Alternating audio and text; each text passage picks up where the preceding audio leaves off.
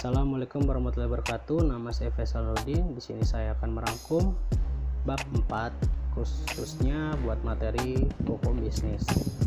Pengertian dari hukum bisnis sendiri adalah seperangkat kaedah hukum yang diadakan untuk mengatur serta menyelesaikan persoalan-persoalan yang timbul dalam aktivitas manusia, khususnya dalam bidang bisnis.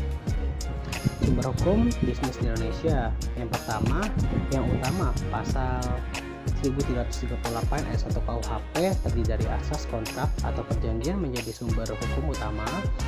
Kemudian asas kebebasan berkontrak. Yang kedua, secara umum antara lain hukum perdata, KUHP perdata, hukum dagang, KUHP dagang, hukum publik, pidana ekonomi atau KUHP pidana.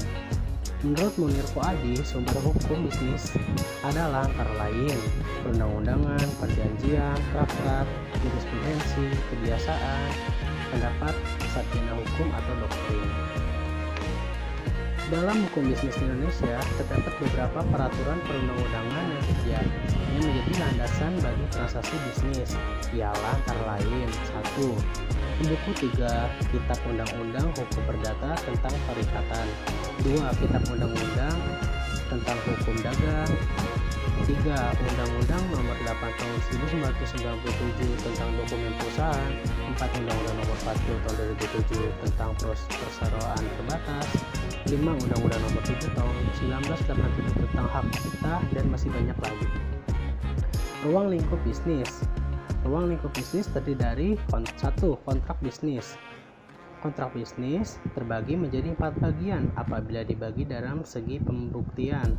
Yang pertama, kontrak bisnis yang dibuat di bawah tangan di mana para pihak yang menandatangani sebuah kontrak bisnis di atas materai.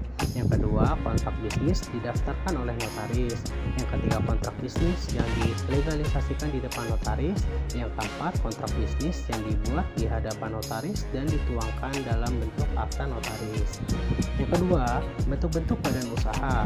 Bentuk-bentuk badan usaha di Indonesia antara lain adalah koperasi, BUMN, perjan, perum, persero, jual beli, perburuan, asuransi, franchise, lisensi, dan lain-lain. Kemudian, fungsi hukum bisnis.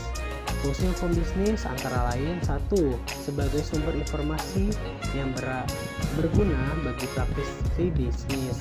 Yang kedua, untuk memahami hak-hak dan kewajibannya dalam praktik bisnis.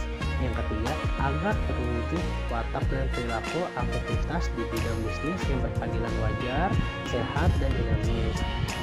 Nah, itu saja yang dapat saya sampaikan. Kurang lebih